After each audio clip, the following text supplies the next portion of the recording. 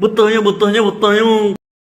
రామాయణం పురాణాలు. రామాయణాన్ని ఇతిహాసం అంటారు. అనగా ఒక నిర్దిష్ట సమయంలో నిజంగా జరిగిన ఒక్క విషయం గురించి రాయబడిన గ్రంథం. పురాణం అంటే ఒక నిర్దిష్ట సమయానికి గాని ప్రాంతానికి గాని సత్యాసత్యాలతో గాని సంబంధం లేకుండా రాయబడినవే పురాణాలు. నిజానికి రామాయణం కూడా ఒక పురాణమే. అది నిజంగా జరగలేదు. అది చెప్పిన కాలం గాని భౌగోళిక పరిస్థితులు గాని ఏవీ నిజం కాదు. ఇతిహాసాన్ని ఇంగ్లీష్లో ఎపిక్ అంటారు. రామాయణంలో ఉన్న అజ్ఞానం అధర్మం చూస్తే రామాయణం ఎపిక్ కాదు, ఎర్రితనం పీక్స్ లో ఉన్న ఎర్రిపీక్. హిందూ నమ్మకాలకి పురాణాలు ఎర్రిపిక్స్ రెండూ ముఖ్యమే. రాముడు కృష్ణుడు తప్ప వారు నమ్మే పూజించే ఉత్సవాలు చేసే అందరు దేవుళ్ళు పురాణాల్లోని వారే. కాబట్టి పురాణాలు కూడా వారికి దైవ గ్రంథాలే. పరిపూర్ణ, చాగంటి, గరికపాటి లాంటి సొల్లుబాబాలు చెప్పే చాలా కథలు పురాణాల్లోనివే.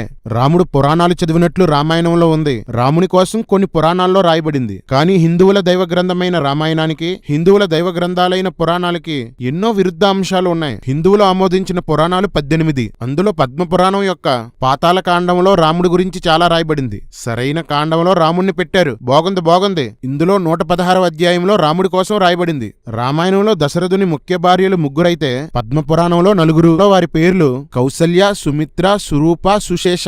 రామాయణంలో 3 భార్యలకి 4 పిల్లలు పుడితే పద్మపురాణంలో 4 భార్యలకి 4 పిల్లలు పుట్టారు. రామాయణంలో యజ్ఞపురుషుడు వచ్చి పాయసం ఇస్తే పద్మపురాణంలో విష్ణు వచ్చి దద్దోజనం ఇస్తాడు. రామాయణంలో ధనుసు చూడ్డానికి రాముడు వెళ్తే అనుకోకుండా అది పెళ్లిగా మారింది. పద్మపురాణంలో అయితే దశరథుడు రాముడికి పెళ్లి సంబంధాలు చూస్తూ సీతా స్వయంవరానికి దగ్గరుండి తీసుకువెళ్తాడు. స్వయంవరానికి 100 మంది రాజులు వస్తారు. చాలా మంది ధనుస్సును ఎత్తుతారు గాని వంచి నార కట్టలేకపోతారు. ప్రహ్లాదుడు, బలిచక్రవర్తి కూడా స్వయంవరానికి వస్తారు. ఒరేయ్, వీళ్ళు కృతాయుగంలోని వారురా. కర్మ.